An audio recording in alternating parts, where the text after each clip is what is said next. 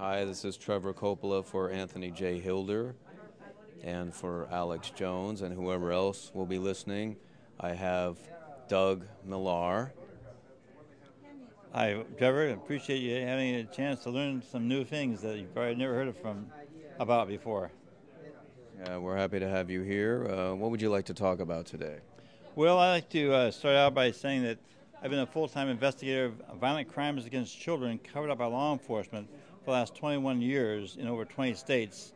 I've never charged my investigations over this period of time, so it's been a pretty lean, meager lifestyle. But I learned what was going on in Sonoma County. That's about an hour north of the Golden Gate Bridge. Santa Rosa is there. It's the largest city between San Francisco and Portland, Oregon, on the coast. And I moved there in '82, and 10 years later, I found out there were children being brought to our county, tortured or murdered there on film. And I was creating snuff films, snuffing lives. I was so horrified by it, I left the business world the next day. And I told everybody I was a co-founder of 3 high-tech companies, which meant I got stock and stock options, no money for 6 years, so I didn't have a savings account. When I realized what was going on, I realized I'd been shown the Achilles heel of the New World Order, and I couldn't go back to work the next day because ever since I got the LP records that Anthony Hilder sold and was the producer of, called Illuminati by Myron Fagan, LP records like this with a cover photograph of the Council on Foreign Relations headquarters in Washington, D.C., in New York City. And Myron Fagan, 1967. Wow. And Myron Fagan, a Jewish playwright, very successful in New York City and also in Hollywood, teamed up with Anthony down there in the Hollywood area, and they produced these awesome, amazing reports on record, and I happened to get one the first year, and so I started studying the Illuminati in '67, and I've never stopped. Wow. And what was so fascinating was that Fagan said that the Council on Foreign Relations is the Illuminati's branch that runs America as our secret government, and there's no question about it. I mean, it's so sad that even the John Birch Society refuses to acknowledge the Illuminati exists today. Why? Because I was a Bircher for 16 years. It's controlled opposition. Now, look at this. I'd like to ask everybody, show them this photograph, male or female. I've asked over 1,000 people in trade shows and gun shows and all across America. Over 80% say that's a female. Well, obviously it's a trick question. Female. Right. This is So I was correct. This is Lieutenant Colonel Michael Aquino, Aquino. Transsexual. Well, he's much worse than that. And so I'll get into that a little bit, but he's the expert that does MKUltra torture and mind control. He likes to sexually abuse, torture, and murder children on film. And the police in San Francisco raided his home with a search warrant and found his home videos. And his home videos, of course, was him torturing and murdering children. They had all the evidence against him, but because he's a CIA officer, they couldn't arrest him. They had to notify the FBI. And the FBI came in, told the chief of police, destroy all records on Aquino. This is in '87. Why? Because this involves national security. And it was okay for CIA officers to go on torturing and murdering children, and even worse things than just torture and murder. But, you know, it's hard to believe there's anything worse, but I won't cover that today. Now, here is a photograph. This CD came out 6 months before 9/11 happened. You see the red star, the coup, and there was the coup pulling a communist takeover of America, and you can see the 2 towers are being blown up just the way that we saw them on live TV being blown up. How did these people know 6 months in advance what was going to happen? And of course, these people, although they're part of the coup, they certainly did not know. I'll turn this ringer off. Okay, thanks a lot, John.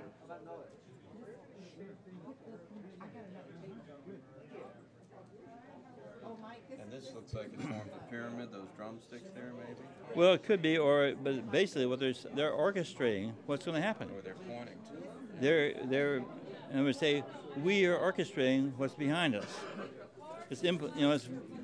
And what is so significant is when you turn it sideways, see him pointing at this. What does it say there? Covert labs. In other words, covert subversion of our country using, and I kept looking at this, I thought, how could they know 6 months in advance? Well, if you look at on the internet, you also, and type in the money designs on the money regarding 9/11. You'll see, if you put all the numbers together, if you've seen those folders, everybody should go to the internet and check it out so they see for themselves that came out a year or two before 9/11 happened. They were bragging about what they do. And that's what's so amazing. They put out movies, they put out all these documentaries because the Illuminati brags about it, because who controls our media? The Council on Foreign Relations in America. They say if you want to see the truth about America, you have to go overseas to read the newspapers and watch television overseas. That's how much the Council on Foreign Relations controls our media. Now, I kept looking at this weird name. Look at how fancy that artwork is. Party music. Okay, and I look at it sideways, upside down, and eventually I figured it out. Earth waste. Wasting the earth. Or waste the earth. In other words, they're using minorities as their guinea pigs for the Illuminati to conquer America. Because why are they coming after America?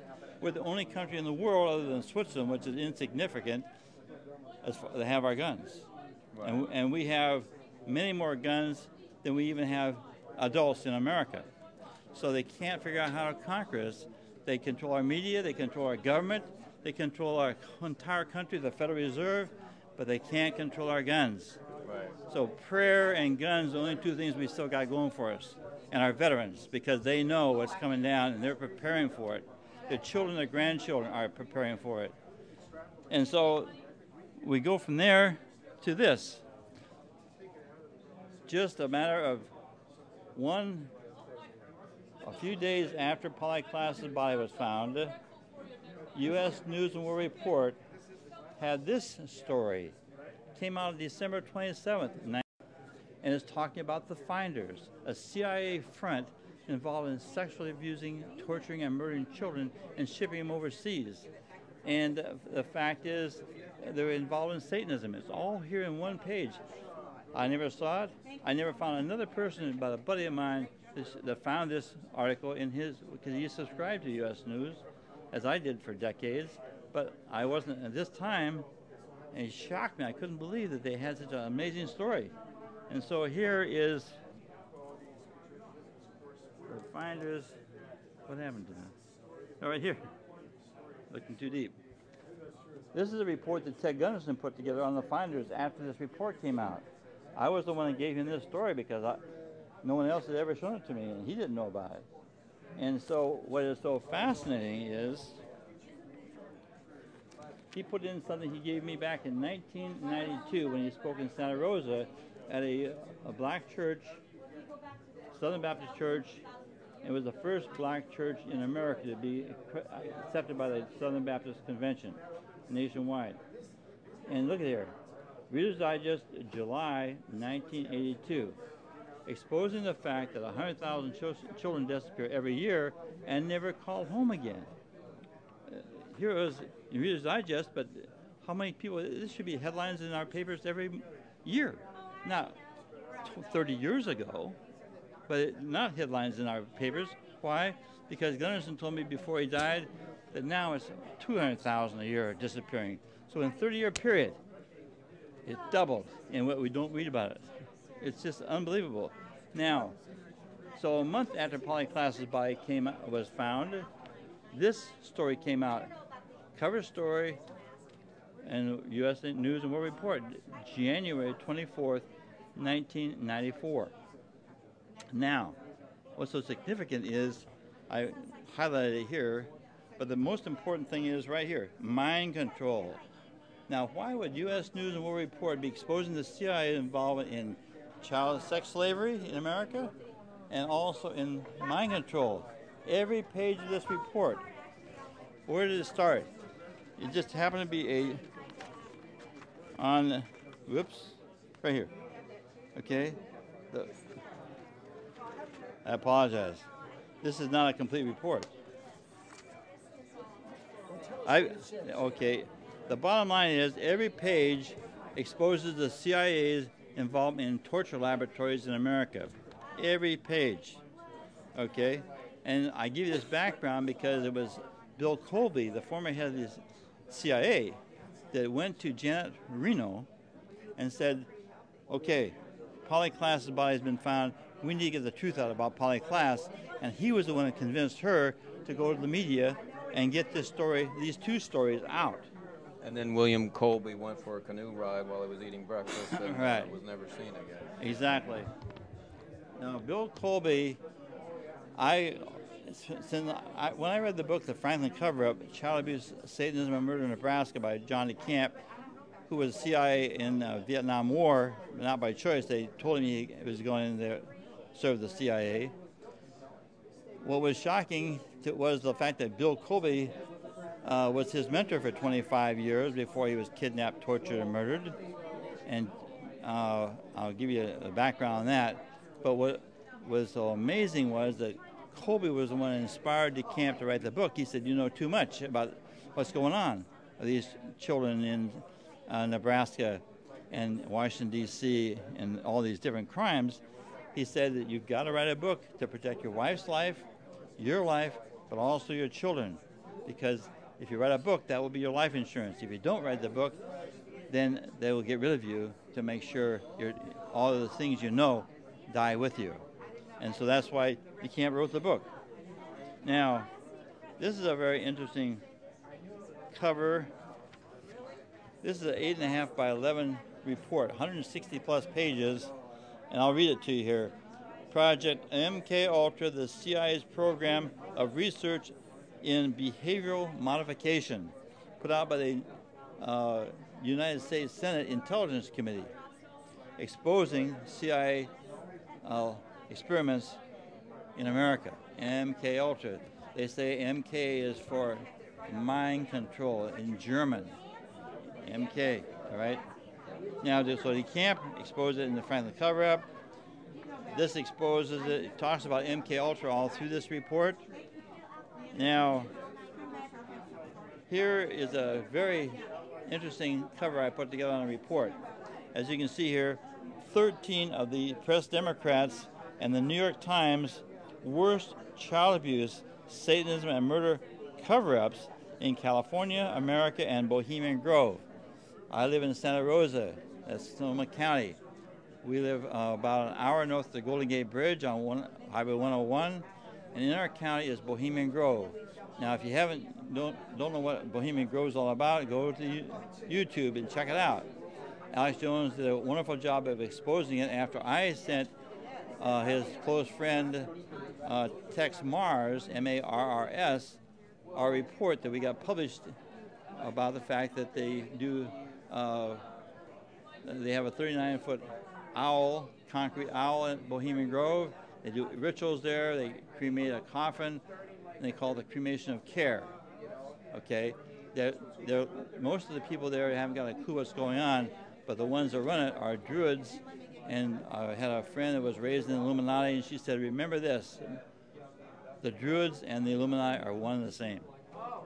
So Bohemian Grove is run by the Druids, which means run by the Illuminati. And I just happened to move there. I had no idea what was going on. Now this book, Childhood is Should Not Hurt, by Dr. Claire Reeves. She's been a dear friend of mine for the last 19 plus years, and she's a co-founder of our group Unite for Justice. John DeCamp is a friend and a co-founder of Unite for Justice. Ted Gunnarsson was a co-founder of Unite for Justice. After we worked on these kind of crimes for 19 years, I called them all and said, you've all been doing this longer than I have. Are we going to keep beating our heads against the wall and getting bloody noses and we can't even recognize ourselves anymore now 19, 20 years later? Or are we going to do something different? So we all agreed we need to do something different, so I invited over 80 people. Dr. Stan Monteith right behind you there. He's a co-founder of Unite for Justice. And so most of the people are nationally prominent, and they lend their names, reputations, and risk their children's lives as well as their own to me to help get the word out. Just because I was there, I didn't know what was going on. It was just happened to be at the right place or the wrong place at the right time to learn what was going on. As you know, Ted Gunderson died 2 years ago of cancer on July 31st. Now, Aquino, that I showed you this photograph of a minute ago, in the mid-1980s, he put out a contract on Ted Gunderson for $35,000 to have him murdered. Ted had to go underground for 18 months. He worked for F. Lee Bailey, one of the most important, impressive criminal attorneys in America. And F. Lee Bailey, Ted would travel all over the nation, living out of hotels and motels, and on the run as he worked for Bailey so that they couldn't get him. Now, he had several attempts on his life during that 18 months, and it was obviously it was God that was protecting him. It was amazing. So the result was that after 18 months, he was able to get Aquino to pull the contract.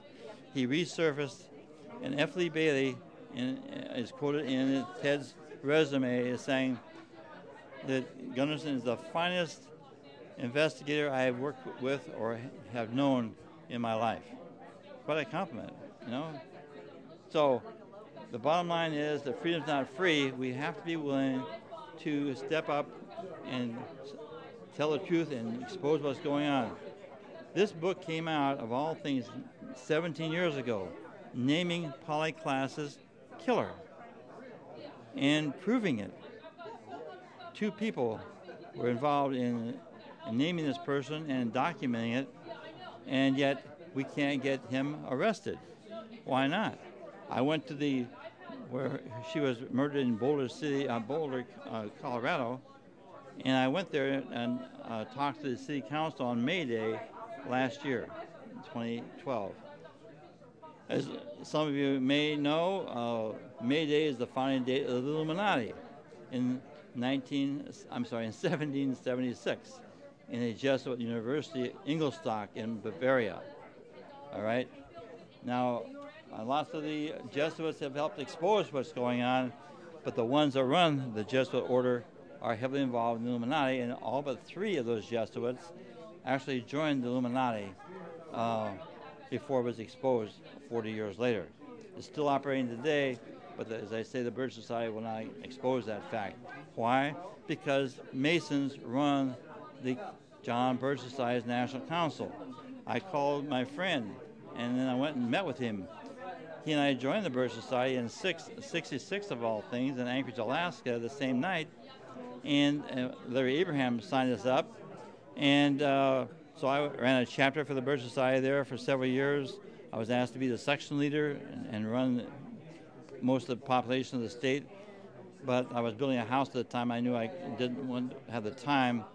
But I give you this background because I went to CR then on my 40th high school reunion in 1994. I went back to Alaska, and I went to Birch meetings again in his home and just renewing friendships and everything. I had a lot of dear friends in the Birch Society up there. And I went to CR Lewis, the national chairman, and I said, CR, I hate to tell you this, but have you ever been told that the National Council of the John Birch Society has Masons on the National Council? He said, what? No. I said, well, somebody in national headquarters told me this, risking his job and his life to expose this. And so he said, what should I do, Doug? I said, well, number one, you need to contact Bill Jasper, the senior editor for the New American Magazine, because he has hundreds of pages. He gave me a $150 check. At my cost, I made hundreds of pages for him documenting what's going on regarding mind control and everything. Now this talks about solutions. This is put out by Jack McLam last year in 2012, and he updated Vampire Killer 2000 with this, and in it he has lots of solutions. I don't have time to get into it right now, but Jack is also a co-founder of Unite for Justice. Now, John DeCamp told us that we need to picket our enemies, put up big signs on posters on telephone poles, pass out thousands of flyers, picket the police department, the sheriff's department, the judges, and the everybody else out there that were covering up the torture and murders of children in Sonoma County. And eventually somebody's going to overreact and sue us.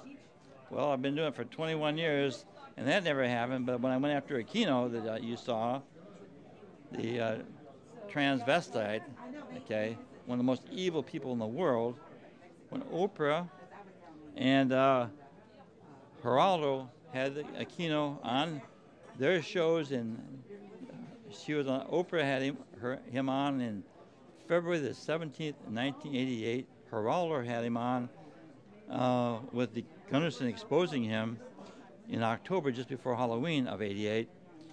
800 of Aquino's victims came forward from 8 states and said, "That's the one that tortured me. That's the one that sodomized me. That's the one that mind controlled me." And I witnessed him do many human sacrifices. So here we had witnesses, and yet FBI came in every time and shut down the investigations, destroy all records. This involves national security. I've talked to 2 cops that in San Francisco after Polly Klaas was kidnapped, and we knew it was a retaliation for us exposing Aquino and this stuff in our county. And they said, our chief told us that because of what the FBI told them. So anyway, I want to show you this because here are written documents by 2 men who have seen Aquino do a human sacrifice at Bohemian Grove, risking their lives. They're victims of CI mind control, programming them to go out and commit crimes. As little children, they were raised this way, and they're risking not just their lives, they're risking their children, their nieces, their nephews, all their loved ones' lives to help stop what happened to them. Very brave men. So now we have 3 men living in 3 states who've never met each other, all saying the same thing about Aquino. Okay, and one of them, of course, is in the Franklin cover-up. So I can go on and on, but on the back here, October the 17th of last year, I wrote this report and gave it to the district attorney and the chief of police, the sheriff. And now, next week, I finally have an appointment with the sheriff in June. In other words, we're talking about 8 months later to get an appointment. But I would go to public meetings every time they're there. I tactfully remind them that I gave them a report, you have the evidence in your files, and now we want some justice. And I could have gone and hit him on the head with a baseball bat like I felt like doing, but I chose to use a different tactic, and it paid off. Now, he said, well, I called him out as you live in the Second Amendment event. Excuse me. I said, hey, Sheriff, you know I've been trying to get with you for months. I said, how about us having breakfast or lunch? Let's get together and talk about this stuff. He said, I won't have lunch with you, but I will invite you to my office. I said, okay, who should I contact and what number? And so it took over 2 months of pestering, but eventually I got my appointment. Now, here's a victim of Aquino also. Her name is, it says Bryce Taylor, because this is her book. This is her life history. It's her autobiography. But her real name is Sue Ford, and after she didn't get whacked and they didn't hurt her children anymore because they're victims of CI mind control also, she's what's called a presidential model, like you met and talking about Kathy O'Brien, okay? Kathy O'Brien is still being used by the CIA.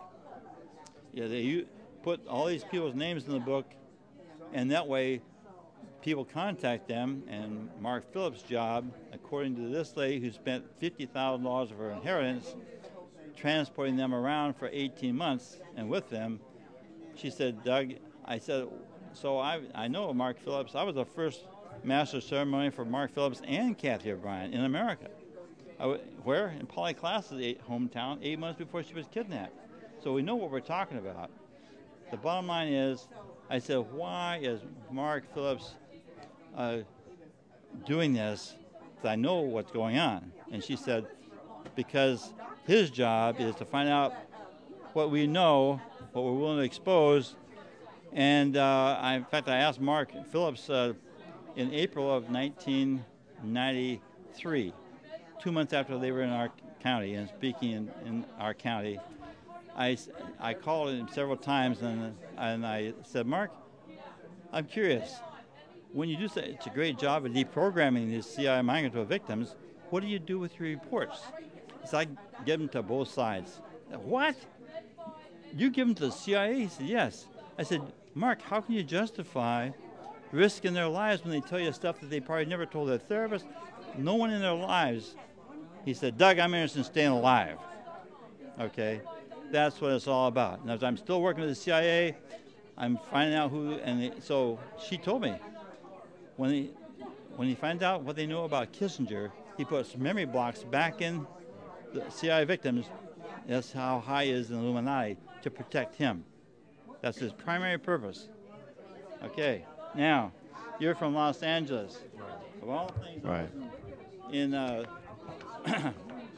Las Vegas, just came in yesterday. From Las Vegas, I was there for 2 weeks. And I went to the library to use a computer. And I saw the stacks of the LA Times there, but you can see it's reprints. And this was on top of the stack. It was like it was meant for me. Discard. Okay, the date, January 22nd, this year, 2013. Mahoney tried to conceal abuse. That's, of course, Cardinal Mahoney, in charge of the largest archdiocese in America. Files from the 1980s show Archbishop and aide discussed strategies to protect priests. Think about that. No wonder he had 33 priest files, just a little occult numerology there, obviously, that he would not release for years. And he was sued and ordered by the judges, and he still wouldn't release these files. Okay? Appointed Archbishop in 1985, Roger Mahoney retired in 2011. He issued a statement of apology to abuse victims Monday. Now, I called Johnny Camp, that wrote the Family Cover-Up, and wrapped this up, and I said, John, do you have anything on Mahoney that's never made the papers? And this is, I'm talking about in in 2006. And he said, yes, I do. I got a whole file a thick file on him. I said, no kidding.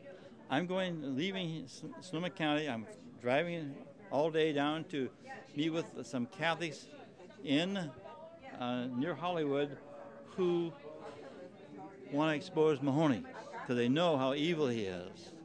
And if they were willing to pay your way out and rent a car for you, a place to stay so you didn't have any expenses, would you be willing to come out and speak with him? He said, of course I would. No charge. And so we set the whole thing up, and he got a phone call from 2020. And they said, we'd like to see what you have new. Well, they monitored Ted Gunderson's, mine, and Camp's phone number. We don't have any secrets, as you know. Every phone call in America is monitored through the system, right? Trigger words gets a live review. So the result is that 2020 flew into Omaha before DeCamp was able to get to L.A. And DeCamp set them up. They were so stupid because he already knew that they covered up on Johnny Gosch and everything, and it was already in Johnny Gosch's mother's book back in 1999. So this is something new now, and 7 years later. And DeCamp played a ruse with his secretary and said, I got to rush to court. Give these people the file on regarding Mahoney. She said, John, let me make a copy of it. You make a copy of it. He said, no, I don't have time. I'm late for court. Big hustle. He gave him all a hustle. And when he got back from court, the film crew was gone, and so was almost everything in his file. They stole almost all the contents because of what he had on Mahoney. And he got it from Catholic priests in Chicago. There are lots of good Catholic priests. We don't condemn the good priests. We just say that, hey, if you were sexually abused as a child, you might be a pervert. Just like if I was sexually abused as a child, I might be a pervert. We don't have control of what we become when that happens. And I've talked to the head of the FBI in Alaska. We went to the same church. And I was in his office. He said, Doug, I've studied pedophilia and perverts. There's nothing you can do. Their wires are crossed inside. You can castrate them. You can do everything to them, but they still will go out and hurt children because it's a power thing, because they couldn't control what happened to them. It's sad. So I just tell people, hey, we can't go around killing all the pedophiles in America, so let's make sure they never get a chance to access a child again. Let's come up with some solutions, you know what I'm saying? So that's what my book's all about. And so speaking of my book, this is a draft of the cover of my book. I'm taking off everything but this photograph right here. This photograph right here of these three boys, they're tied, their hands behind their back, their feet are bound, and they're gagged. This is Johnny Gosh, okay? This is his mother's book, Why Johnny Can't Come Home. Aquino paid $15,000 for his kidnap. And two people witnessed that, who come forward now and reported that we were there, and yes, Aquino paid $15,000 cash for Johnny. He was used as a child sex slave from 12 until 22, and went to his mother about 15 years after he was kidnapped and said, Mom, I can't stay. We're fearful for our lives for being here.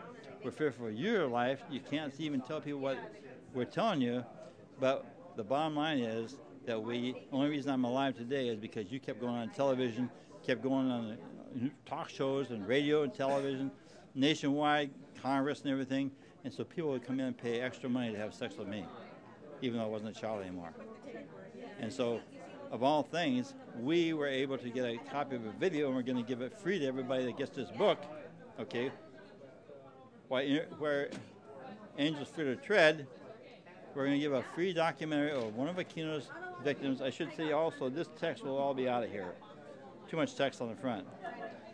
On the back of the book, wanted, dead, or alive, or temporarily alive. This is a photograph of Aquino, and lots of information here. Don't have time to get into, but I'll have these endorsements on the book and everything. Here's the bottom line, folks. Freedom's not free. If you're not willing to protect other people's children and loved ones, then you don't deserve to live, as far as I'm concerned. We have to start thinking outside the box. And in Belgium in 1996, 300,000 people were in the streets on a Sunday. We can't even get 30 people in the streets in America to protect children. And that one of the reasons I believe is, number one is fluoride, number two, the programming from televisions, because we're all gung-ho for the Second Amendment and everything, but why aren't we protecting children? It's got to be subliminal programming that we're receiving, that we don't go out and do something. So I'm begging you to quit watching television and let's go out in the streets and take our country back non-violently. Thank you. Thanks a lot, Doug. Good job. Thank you, sir. Wants to give out his information now. Okay. Why don't you ask me? Okay. Doug Millar, how can people get your information or get in contact with you or listen to your program? Oh, thank you for asking, Trevor. First of all, I do a radio talk show 5 days a week. Best time on the 24-hour period. Pacific time is from 6 to 7 p.m., which means on the East Coast, it's all live from 9 to 10. So I get most people when they're off work.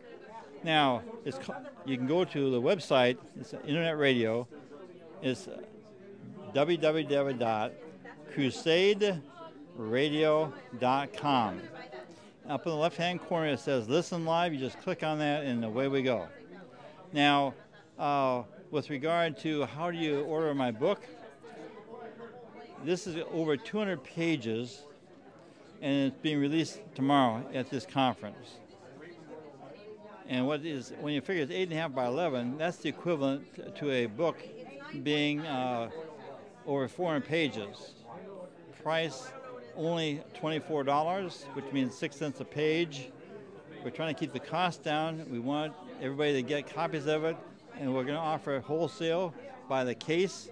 We want, for example, Johnny Camp's book, The Franklin Cover-Up, Child Abuse, Satanism, and Murder in Nebraska, when he did self-publishing.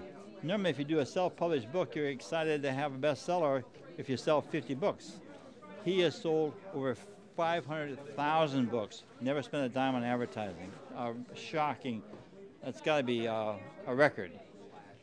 Okay, so we'd like to duplicate that because we want to protect all children and we want to build a movement around Mothers Against Sexual Abuse. I've been asked to be the Northern California president for the organization. They've been operating as a nonprofit for the last 21 years. If anybody wants to donate to Mothers Against Sexual Abuse, it's tax deductible. Our mailing address we use for everything is 1570. That's 1570 North, spelled out, North Street, Suite number 8, Santa Rosa, 2 words, Santa Rosa, for St. Rose, California, 95404. Again, it's 95404. So you'll get this book, but remember I mentioned that you get a free DVD, one of a kind. It's a U.S. Army CID, yes, that's Criminal Investigation Division. Army CID detectives interviewing one of Aquino's victims, describing on this, it's a 1 hour or 4.5 hour interview, describing his torture and murders of children that she witnessed. And she's still alive, folks. Okay, and that's because we protect the people that we interview, the people that we work with, and we let them know that we'll retaliate 10 for 1. So the bottom line is that freedom's not free. Do your homework. Get this book. Buy it by the case wholesale. Give me a call. My number is 707-396-8215. I repeat, 707-396-8215. I hope to go on a national tour, and we'd love to have people call me, contact me, so we can schedule a tour, go to every city, major city in every state nationwide, and let's take our country back nonviolently. Thanks for the interview.